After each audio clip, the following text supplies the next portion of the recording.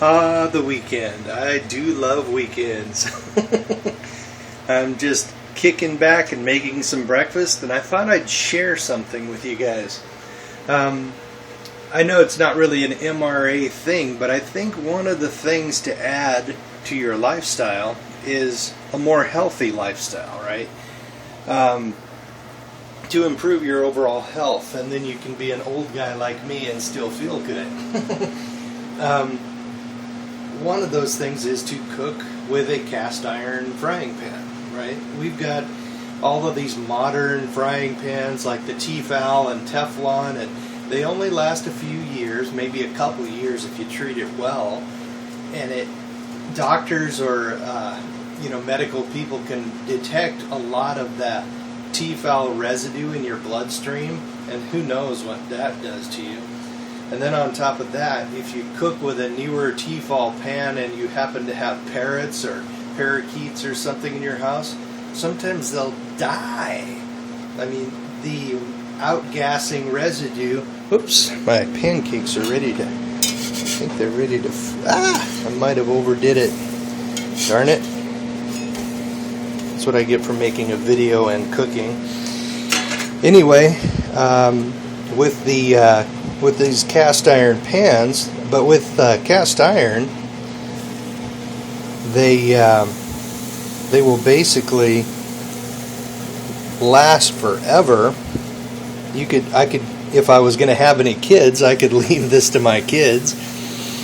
This pan here is about maybe 2 or 3 weeks old. I only just bought it. This one right here I've had for about 6 years, and they were about the same. And the surface of this one is a little bit rough, as this one was at one time. But the act of using the pan causes basically the cooking oil that drops down into the low spots sort of solidifies into a polymer substance, which actually causes it to be basically as non-sticky as these non-stick high-tech frying pans. You can slide eggs off of it and everything, and it will. And this is non-toxic. People have been using these for probably 500 years now, and these things just don't hardly stick at all. The only trick is you don't throw it in the dishwasher, and if you do wash it a little tiny bit. But if you really scrub on it, you're going to lose your what they call hillbilly Teflon, the seasoning of the frying pan. You don't really have to do anything with these pans when you first get them.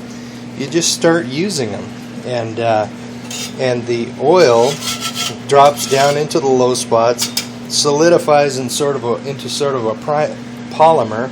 And be sure you use a hard metallic spatula like this, and it will like polish off the high spots over the years or over the months, until you get something very similar to this, which is just about as non-sticky as anything you could need.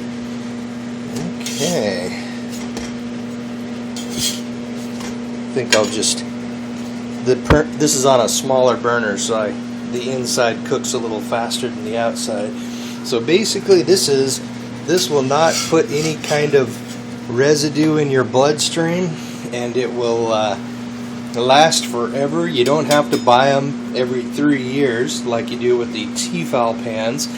It won't put any freaking toxic BS into your bloodstream. It won't kill your parrots if you happen to have any parrots in your house.